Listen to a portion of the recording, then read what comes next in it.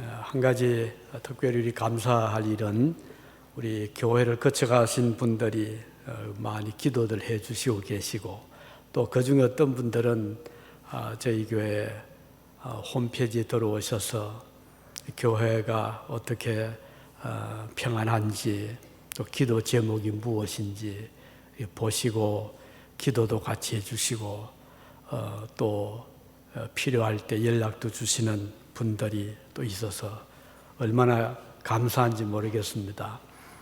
이미 잘 아시는 우리 신일훈 집사님께서 얼마 전에 연락을 해왔습니다.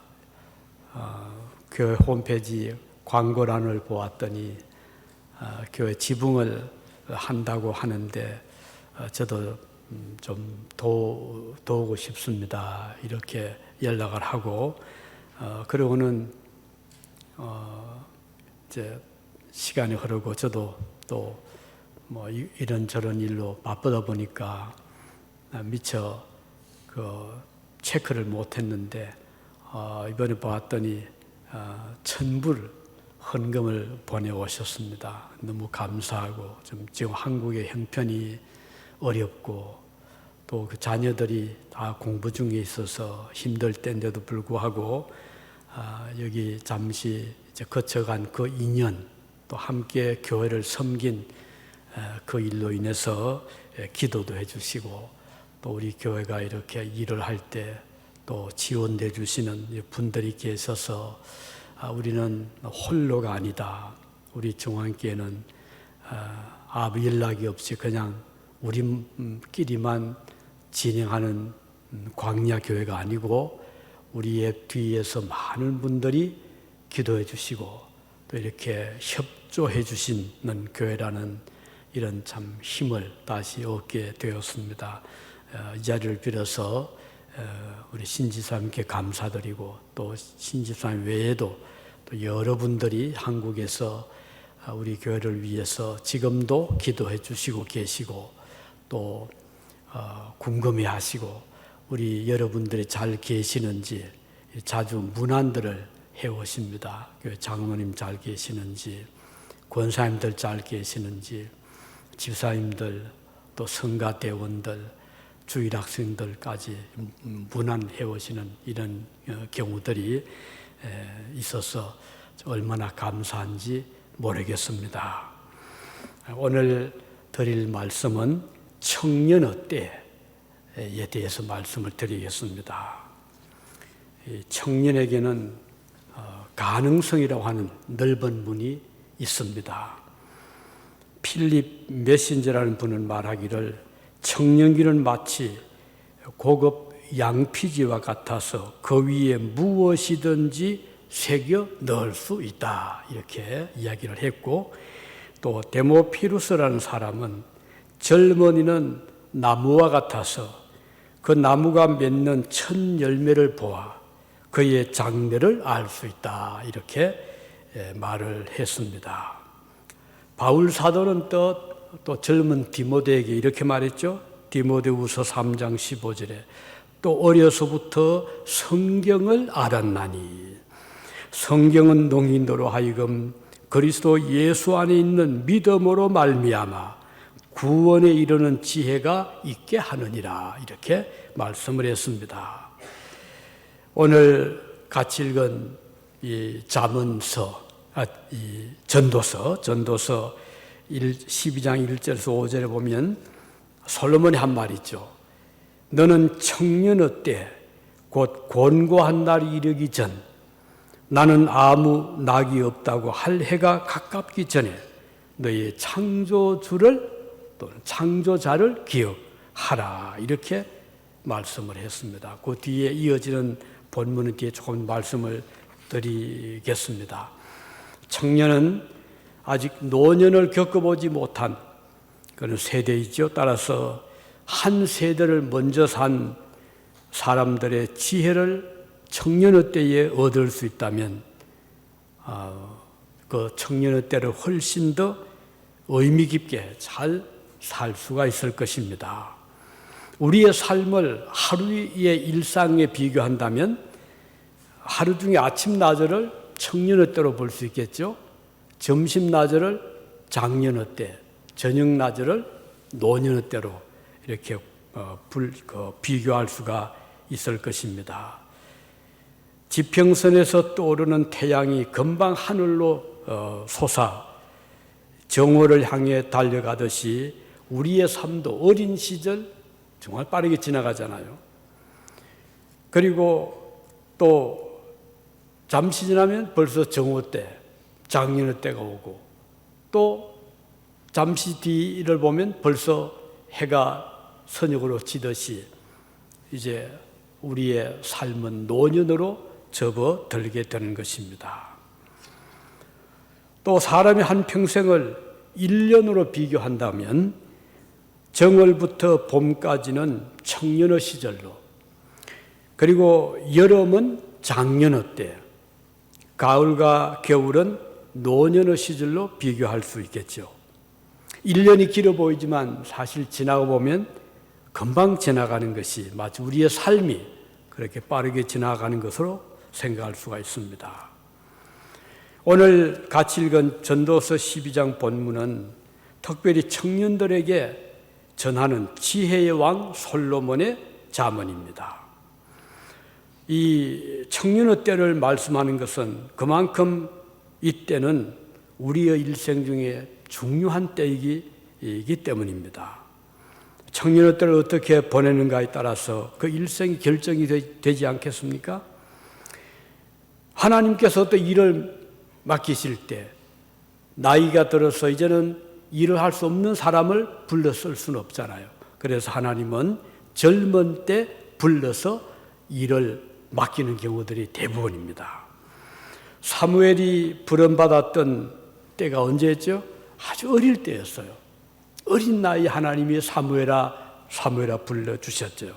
그러니까 그 후에 사무엘은 수십 년, 40년 이상 오랫동안 나라를 위해서, 하나님을 위해서 사역할 수가 있었죠. 다니엘과 그 세 청년들도 마찬가지죠. 젊을 때에 부름을 받았기 때문에 그는 그 시대적인 사명을 감당할 수가 있었습니다. 요셉도 그랬잖아요. 젊을 때 부름 받았죠.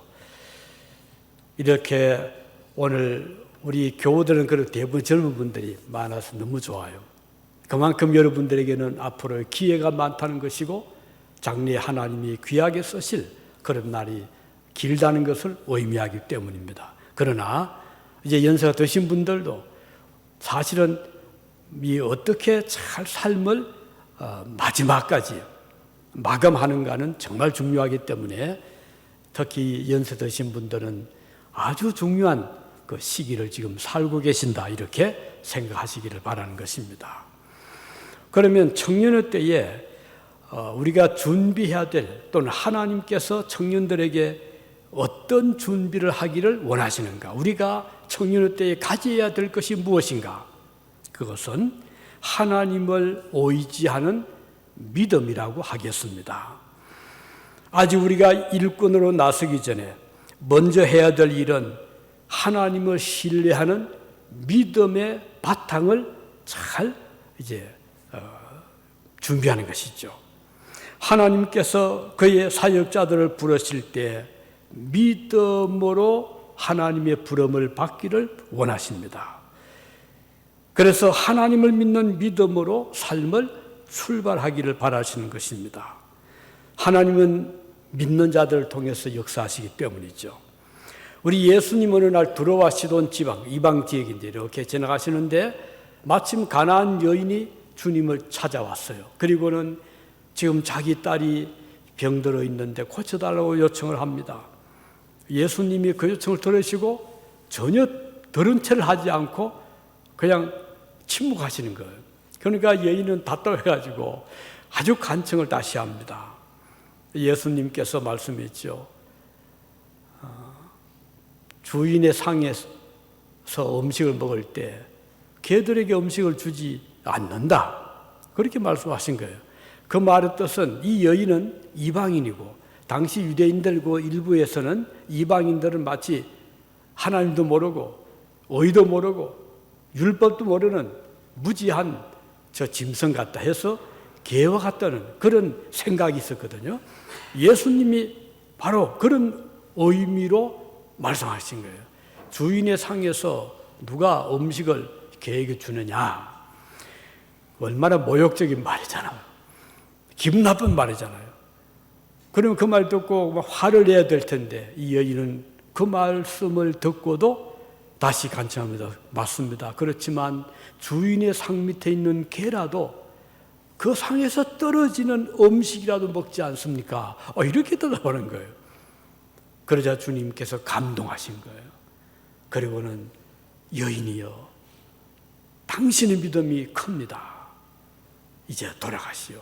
당신의 자녀가 고침을 받았습니다. 이렇게 말씀해 주신 거예요. 그 시에 그 여인의 자녀는 병에서 고침을 받았습니다. 우리 주님은 그 여인의 믿음을 지금 보신 겁니다. 오늘 우리가 주님 앞에 기도를 하든 어떤 일을 하든 사업을 하든 믿음으로 해나갈 때 하나님께서 얼마나 기뻐하시는가를 볼 수가 있습니다. 직장생활 할 때도 하루를 시작할 때 기도를 시작하시고, 하루를 마감할 때 기도로 마감하시고, 사업을 하실 때도 내 힘으로, 내 지혜로, 내 능력으로 하겠다고 노력하기 전에 먼저 하나님의 도우심을 구하는 믿음으로 시작을 하고, 믿음으로 진행하고, 믿음으로 마칠 때 하나님께서는 그 사업가에게, 그 직장인에게 크신 은혜를 베풀어 주시기 때문입니다. 그래서 특별히 청년의 때는 믿음을 잘 준비하는, 우리의 마음 바탕에 믿음의 씨앗을 뿌리고 이 앞으로 일생을 살아가야 되잖아요. 그 살아가는 긴 일생 동안 믿음으로 출발을 할 때 그 삶은 훨씬 더 의미가 있게 되는 것이고, 하나님의 축복의 손길이 가는 곳곳마다 그 구비구비마다 함께 하시기 때문인 것입니다. 믿음은 모든 불가능을 가능하게 하는 역사하는 힘을 가지고 있습니다. 믿음을 청년의 때에 소유한다면 그의 일생은 순간순간 하나님의 위대한 역사를 볼 수가 있기 때문입니다. 그는 하나님과 동행하는 삶을 살게 되는 것이죠. 우리 모두는 한 번도 가보지 못한 인생의 여정을 살아가고 있습니다. 2022년도도 그렇잖아요. 출발했습니다. 우리 앞에 내일 어떤 일이 우리 앞에 닥쳐올는지 아무도 모르잖아요. 어제 그저께 잠깐 뉴스를 보았더니 관광객이 이제 보트를 타고 아주 정말 절경 밑을 이렇게 지나가는데 세상에 그 딱 서 있던 그 기암 절벽이요, 큰 바위 덩어리가 그대로만 물로 떨어진 거예요. 어떻게 됐겠어요? 그 밑을 지나가면서 감탄하고 지나가던 관광객들이 날벼락을 만난 거예요. 그래서 6사람이 그 자리에서 즉사하고 22명이 실종이 되고 말았어요. 피하지 못한 거잖아요. 이걸 보면서 정말 잠시 앞으로 우리가 멀어잖아요. 파키스탄에서는 이번 눈이 거기도 많이 왔나 봐요. 그래서 지금 주민들이 눈 구경 가자 하고서 아주 절경이 있지 않겠어요? 어느 쪽에? 그래서 마을 주민들이 눈 구경 가자고 모두 나와서 이제 두터이 옷을 입고 이제 그 차를 타고 눈 있는 곳쪽으로 쭉 갔습니다. 그런데 웬걸요? 폭설이 계속 오는 거예요. 와가지고는 그 관광객들이 그 눈 구경 갔던 그 차들이 그만 딱 길에서 가지도 못하고 오지도 못하고, 그래서 거기에서 수십 명이 그만 동사를 했다는 뉴스가 또 어제 또 있더라고요. 이걸 보면서 정말 우리가 하루 한 치 앞을 볼 수 없는 게 우리의 삶이구나. 아주 멀쩡하던 사람이 갑자기 일을 당할 수도 있잖아요. 그래서 우리는 한 번도 가보지 못한 2020년도 출발을 했는데 우리가 무엇을 믿고 1년을 잘 살겠다고 생각할 수 있겠습니까? 전능하신 하나님, 우리의 생사화복을 주관하신 하나님, 살아계신 우리 주님, 우리를 지으시고 생명을 주신 하나님이 우리와 함께 하신다면 우리는 비록 내일을 알 수 없지만, 한 치 앞을 볼 수 없지만 우리는 하나님을 믿는 믿음으로 안전하게 한 걸음 한 걸음 스텝 바이 스텝으로 앞으로 나갈 수가 있다는 것입니다. 그래서 우리는 믿음으로, 특별히 청년의 때에 믿음으로 잘 삶을 바탕을 다지시기를 바랍니다. 하나님을 의지하고 주님의 능력을, 그 권능을, 주님의 지혜를, 내 지혜가 아니라 하나님의 지혜로, 하나님의 권능을 의지하면서 일생을 살아갈 설계를 청년의 때에 잘해 나가시기를 바라는 것입니다. 이렇게 될 때 우리 앞에는 어떤 일이 있더라도 우리는 한 가지 믿는 것이, 우리가 뭐 세상을 의지하겠습니까? 내 건강을 의지하겠습니까? 물질을 의지하겠습니까? 권력을 의지하겠습니까? 무엇을 의지하겠습니까? 우리가 의지할 분은 하나님, 우리를 지으신 바로 그분이 우리의 든든한 방패가 되어주시고 우리의 피난처가 되어주신다는 사실을 기억하시기 바랍니다. 자, 이렇게 믿음으로 준비하는 청년의 때 정말 좋은 기회죠. 다음 또 우리 하나님께서 어떤 준비를 하기를 원하십니까? 이제 믿음으로 딱 기초를 놓고 그 다음부터는 이제 우리의 삶을 설계하잖아요. 집을 짓잖아요. 어떻게 집을 지어요? 하나님의 말씀으로 훈련을 받는 겁니다. 그래서 말씀으로 집을 잘 지어 나가는데, 그러면 믿음은 어디에서 생기는가? 믿음을 어디에서 얻을 수 있는가? 가장 확실하고 완전한 방법은요, 믿음은 하나님의 말씀을 들으면서 난다 그랬어요. 아무리 믿음이 내가 좋아도 말씀을 듣지 않고 시간을 이제 지나다 보면 그 가졌던 믿음도 점점 사라지게 됩니다. 나중에는 믿음이 없는 자 같이 되고 말아요. 왜? 그가 하나님의 생명의 양식인 말씀으로 영혼이 계속 성장하지 못했기 때문에. 그래서 우리 믿음의 청년들은 하나님 말씀을 끊임없이 들어야 되고 공급받아야 됩니다. 말씀의 역사를 우리가 그때 체험할 수 있기 때문입니다.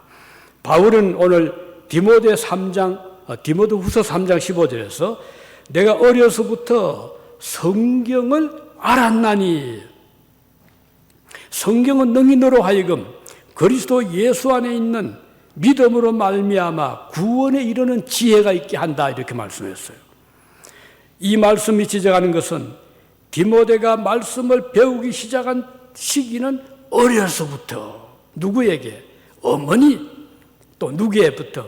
외조모 로이서 어머니 유니게로부터 네가 말씀을 배웠지 않느냐, 이렇게 말씀하고 있습니다. 어린 시절은 우리의 막 뇌세포가 발달할 때잖아요. 마음이, 정서가, 우리의 모든 인격이 막 성장하는 그런 때입니다. 그래서 이때를 맞추어서 말씀을 배우게 되면 그 말씀은 우리의 머리와 우리 가슴 속에 깊이 새겨지게 됩니다. 그 말씀은 평생 그를 인도하고 그의 삶의 좌표가 되어서 그를 바르게 살아가게 하는 힘을 발휘합니다. 하나님의 말씀은 우리가 살아가는 이 한 번도 가보지 못한 그런 낯선 길을 걸어갈 때 우리 발에 등불이 된다고 했습니다. 등불이 얼마나 안전합니까? 차를 타고 가는데 헤드라이트가 쫙 비추기 때문에 그 밤중에도 초행길을 달려갈 수가 있지만, 마늘의 앞에 있는 헤드라이트 불이 꺼진다고 하면 오도가도 못합니다. 한 치 앞을 못 가는 거예요. 우리 인생의 길도 우리 바로 등불이 되는 것은 하나님의 진리의 말씀이다. 이 말씀만 따라가면 가장 안전하고 가장 확실한 우리의 길잡이가 되기 때문입니다. 그래서 하나님께서는 젊을 때에 디모데를 부르시고 말씀으로 훈련시키셔서 그의 사역자로 삼으신 우리 하나님께서 오늘 저와 여러분에게도 끊임없이 말씀으로 훈련시키셔서 어제보다 오늘이 더 나았고 오늘보다 내일의 믿음이 더 나은, 믿음이 든든하게 우리의 마음을 딱 잡아주면 그 삶은 반석 위에 지은 집처럼 바람이 불어와도 또는 홍수가 져도 창파가 닥쳐와도 무너지지 않게 되는 것이죠. 그래서 오늘 청년의 때부터 말씀을 자주 접하는, 말씀을 읽고 말씀을 듣고, 요즘 참 듣기 좋잖아요. 뭐 차를 타고 가면서도 말씀을 들을 수 있잖아요.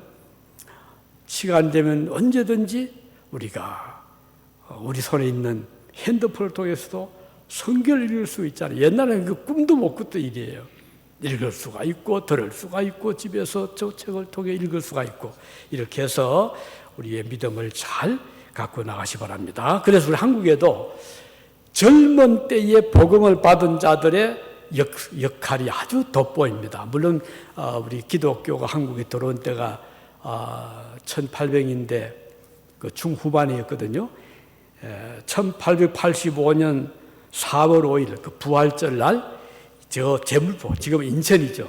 제물포 그 항구에 두 사람의 선교사님이 들어옵니다. 한 사람은 부부고 젊은 20대 후반, 한 사람은 싱글, 아주 총각이었어요.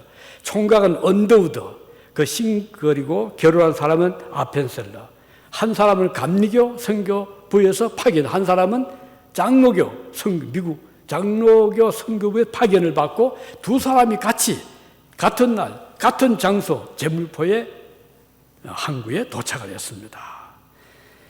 이제 그렇게 도착해서 이제 선교를 같이 협력하는데, 그 가만히 보니까 이 총각이 보니까 아무래도 저 결혼한 저 부부는 이 낯선 곳에 와서 조선 땅에 와서 멀리 가다가 위험할 수 있으니까 자원을 한 거예요. 언더우드가 선교사님, 저는 혼자고 싱글이고 하니까 제가 저 먼 곳으로 가서 전도하겠습니다. 우리 아펜셀러 선교사님 네 분은 요 한성 근처 서울이라든지 경기도 강원도 이쪽으로 해가지고 감리교 선교사님이 그래서 서울 경기 강원도 지역에 감리교가 많이 번창하게 된 거예요. 이제 장로교 선교사였던 언더우드는 싱글이니까 자유로우니까 뭐 어디 가도 부부도 좀 낫잖아요. 그래서 간 곳이 저 영남, 저 호남, 저 멀리 가가지고, 그래서 장로교회가 한국의 저 먼 쪽으로, 남쪽으로 많이 그 선교가 된 것입니다. 물론 이들 오기 전에 이미 한국에 최초로 선교사가 왔던 분이 있었는데, 그분이 퀴첼라프라는 분이었잖아요. 그는 1832년 7월에 동인도 회사의 로뎀허스트라는 그런 그 배에 몸을 싣고 서해안 일대 백령도라든지 이쪽으로 쭉 이렇게 그 답사를 했어요. 그리고 이제 군산에 창선도라는 곳 도착을 했고, 또 7월 25일에는 충청도 홍주만에 고대도라는 곳에 도착을 했습니다. 물론 그는 한 달 정도 한국에 잠깐 머물다가 이제 가긴 했지만, 어떻든 한국 땅을 밟은 또 선교의 흔적을 남긴 분이었어요. 이제 선교사는 그 외에도 이제 계속해서 막 한국에 알려지니까 막 들어오는데, 그들이 들어와서 그러니까 오신 분들 대개 20대 중후반이었어요. 그 젊은 청년도 오니까 한국을 막 개조시키죠. 어떻게 학교를 세웠잖아요. 병원을 세웠잖아요. 고아원을 나중에 세우기도 하고. 젊은 시절에 오니까 이분들이 열심히 일을 하게 된 것입니다. 자, 그러니까 이제 이분들 와서 막 이제 전도하니까 이제 한국 사람들 어떤 분은 서양인을 처음 본 거예요. 그래가지고는 천주교가 먼저 들어왔잖아요. 그래서는 막 이제 박해도 하고, 저 서양 귀신 왔다 그러고 하고, 나타나면 도망가고 이랬어요. 근데 이제 호남 지방에 강주 또는 저 전주 이쪽으로 또 선교사님이 많이 들어갔거든요. 들어가서 선교하는데, 그때 전주에서요, 한 식구가 교회를, 이제 선교사의 전도를 받은 가족이 있었어요. 어머니와 아들이 같은 날 세례를 받았어요. 그 아들은 그때 나이가 13세, 어떤 데는 14세를 대자서 13, 4세 그쯤 된 소년이 있는데, 그래서 이 소년이 이제 선교사님과 그러니까 이제 전도를 받고 이제 자주 그 집에 가고, 또 친구들 데리고 이제 가면은 또 선교사님도 아주 기특하니까 반갑게 환영도 해주고 또 과자도 주고, 이렇게 해서 이제 가까워지게 된 거예요. 그래서 이 소년이 열심히 이제 주일날 때 어머니와 같이 세례도 받았고 교회도 다니고 또 그리고 성경도 배우면서 그러니까 선교사님들이 세운 학교가 있었잖아요. 그래서 그 소년이 이제 선교사가 세운 최초의 선교학교인 전주 신흥학교에 1호 입학생이 됩니다. 그 나이가 어리니까 얼마나 좋아요. 그 학생이 되었어요. 열심히 그리고 이제 영어도 잘 했어요. 이제 계속 배우니까. 그리고 이제 이 학교를 졸업한 다음에 이제 선교사님께 후원했죠. 그러고 나서 평양에 있는 숭실고등학교에 입학을 합니다. 그리고 평양신학교를 졸업하고 1915년도에 목사 안수를 받습니다. 안수를 받은 다음에 이제 전북 익산 이 삼례 지방의 목회자가 되고 또 그 지역에 있는 삼강학교 선교사설학교에서 교사로서 일을 하고 이렇게 해서 이제 그 아이들을 많이 주일학교 학생들도 모으고 교육을 시키고 이렇게 했는데 그 당시는 정부에서 각 지역의 학교를 다 못 세웠어요. 그러니까 교회가 선교사의 후원을 받고 세운 주일학교가 정부에서 세운 학교 역할까지 했어요. 제가 어릴 때만 해도 교회 가면요, 그 당시에 이제 부인들을 모아서 야간 학교를 했어요. 그리고 뭘 가르치는 거 아니? 가가, 거교, 고교, 구교, 한글 가르치고. 워낙 그때 부인들이 학교를 못 갔잖아요. 그러다 보니까 이 문맹자들이 많았어요. 교회 나와서 성경을 못 읽으니까 선교사님들이 교회들이 이제 많이 권해서 한글 학교를 세운 거예요. 그래서 밤이 되면은 그 나이 든 분도 있었고 젊은 청년도 있었고 모아가지고는 이제 한글을 가르친 거예요. 그래서 그때 언문학교라지, 언문학교. 그래서 교회에서 교육을 시킨 거예요. 이렇게 해서 나중에는 학교 한 번도 안 가본 그런 부인들이 성경을 읽어내고 그리고 눈이 밝아지게 된 거예요. 이것도 교회의 큰 당시 역할이었었죠. 자, 이렇게 해서 그 13세 되었던 소년이 목사가 되었어요. 이렇게 어릴 때, 젊을 때 복음을 받으니까 이렇게 그 장래가 희망이 있었던 것이죠. 그가 바로 김창국 목사님이십니다. 이분이 이제 그 호남 지역에 많이 일을 하고 제주도 선교사로 나가고 또 광주에서 교회도 세우고 일을 많이 했습니다. 근데 그 목사님의 자녀분들이 또 있잖아요. 그래서 자녀분들이 또 사남 삼녀 좀 되나 봐요. 그래서 그 중에는 맏아들은 목사님이 됐어요. 그래서 김현정 목사님이 되고 또 한 아들은 숭실대학교 교수가 되고 학장이 되고 그리고 시인이 되고 또 한 아들은 장로님 돼서 또 열심히 또 사역을 했습니다. 이렇게 해서 훌륭하게 보세요. 13세 때 세례받은 그 어린 소년이 평생을 주님을 섬기면서 사역하니까 그 후손들이 이렇게 또 나서 목회자가 나오고 장로님이 나오고 의사가 나오고 변호사가 나오고 외교가 나오고 그 아주 가문이 정말 훌륭한 그런 한 가게를 이루게 되었습니다.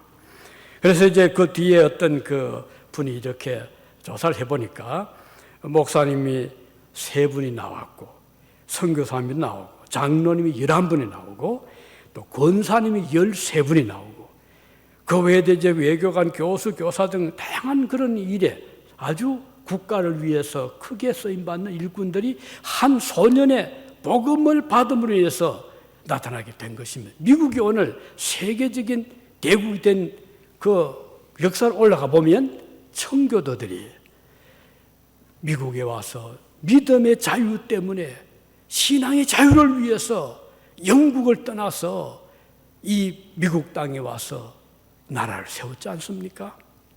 기독교가 들어간 곳마다 변화가 온 거예요. 나라가 바뀌고 국민들이 바뀌어지고 이렇게 된 역사를 우리는 쭉 볼 수가 있습니다. 자, 그래서 이제 그 중에 그 숭전대학교 학장을 지내신 그 김현성 교수님은 사실은 시인이었어요. 아마 여러분들이 들어본지 모르겠어요. 고등학교 그 교과서에도 나왔다고 하네요. 그가 쓴 시 중에 저도 좋아하는 시인데 가을에는 기도하게 하소서 이런 시가 있습니다. 제가 잠깐 읽어볼게요. 아마 아시는 분 계실 거예요. 가을에는 기도하게 하소서 낙엽들 때를 기다려 내게 주신 겸허한 모국어로 나를 채우게 하소서. 가을에는 사랑하게 하소서. 오직 한 사람을 택하게 하소서. 가장 아름다운 열매를 위하여 이 비옥한 시간을 가꾸게 하소서.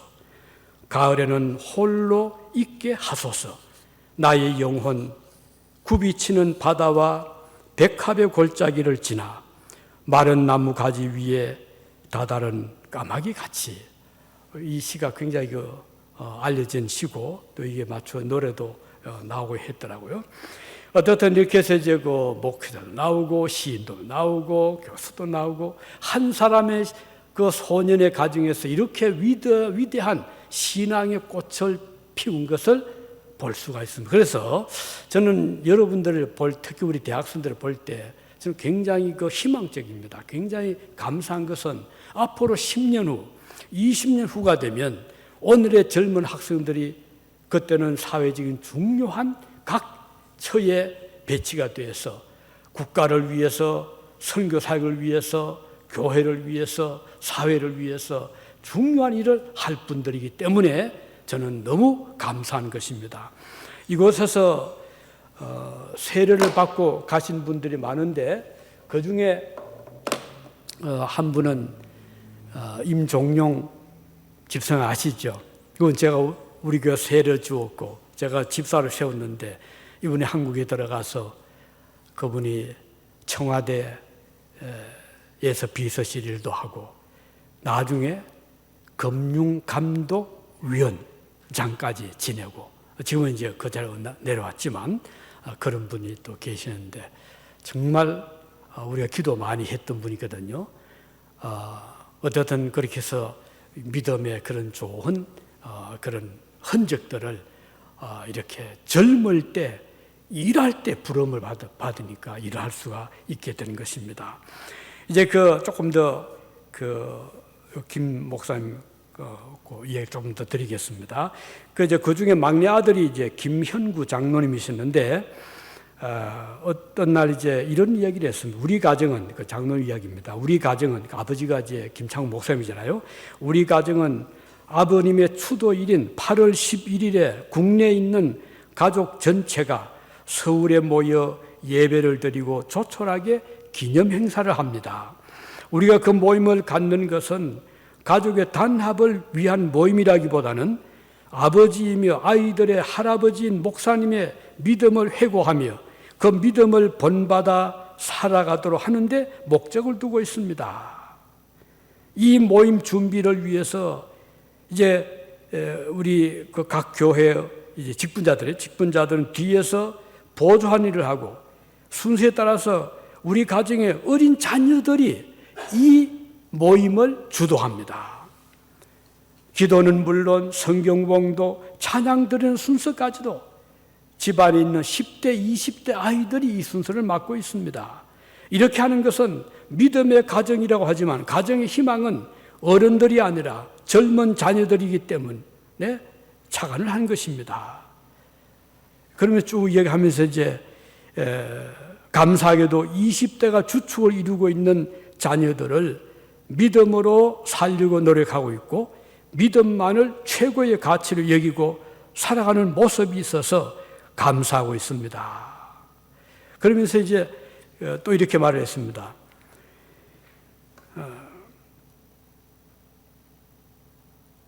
제가 이제 그 아버지 김창구 목사님부터 배운 신앙의 덕목은 인내하고 기도하며 성실하게 교회를 섬기는 일이었습니다.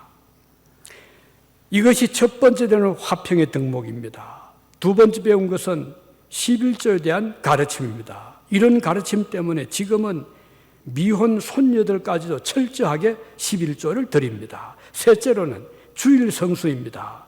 주일 성수에 대한 내용은 제 기억에 소중하면서도 아픈 기억으로 남아 있습니다. 제가 주일학교 시절 한 차례 주일 예배를 빠진 적이 있는데 당시 일본 오사카에서 수영 선수들이 광주에 왔습니다. 묘기를 보인다기에 친구와 함께 이른 아침에 8km를 걸어서 수영장으로 갔습니다. 결국 주일 예배를 못 드렸습니다. 밤에 들어갔는데 어머니께서 밥상을 차려주셔서 밥을 먹고 나자 아버님께서 저를 보고 회초리를 만들어 오라고 했습니다. 울타리에 있는 미루나무 가지를 꺾어왔는데 무릎을 꿇으라고 했습니다. 그러나 아버지는 끝내 회초리를 들진 않았지만 훈계를 하셨습니다.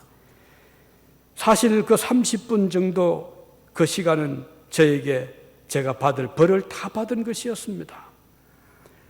이미 마음의 벌을 받고 결코 그렇게 하지 않겠다는 다짐을 하게 되었습니다. 저는 그 기억을 소중하게 간직을 합니다. 특히 주일 성수에 대해서 소중하게 생각하신 아버지는 주일날 빨래 방망이 소리가 난다거나 심지어 벽에 못을 박는 소리도 목사의 집에서는 나서는 안 된다고 생각하신 분이었습니다.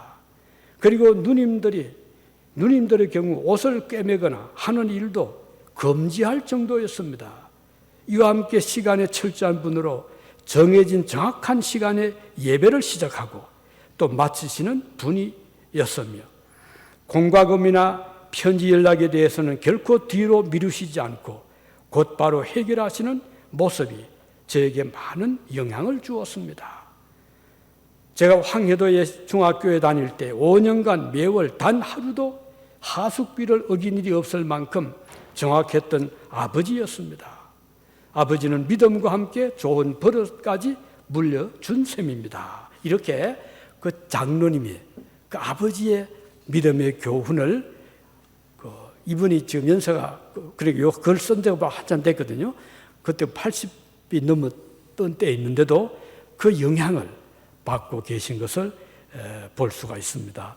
오늘 저 여러분들이 젊을 때에 하나님 알게 된 거 감사하시기 바라고 그 말은 앞으로 우리의 평생토록 하나님께서 우리를 잘 준비시키셔서 어디인가 귀하게 쓰실 기회가 있다는 것을 의미하기 때문에 특히 우리 교우들께서 자녀들을 어리다고 무시하지 마시고 어리니까 좀 크면 믿음잘 하겠지 이렇게 하지 마시고 어릴 때부터 믿음으로 잘 여러분이 기도하시고 후원하시고 격려해서 믿음의 일생을 살아갈 수 있도록 인도해 주시기를 바랍니다. 오늘 말씀해 주면서 청년의 때가 얼마나 소중한가를 다시 한번 기억하시기를 바랍니다. 기도하시겠습니다.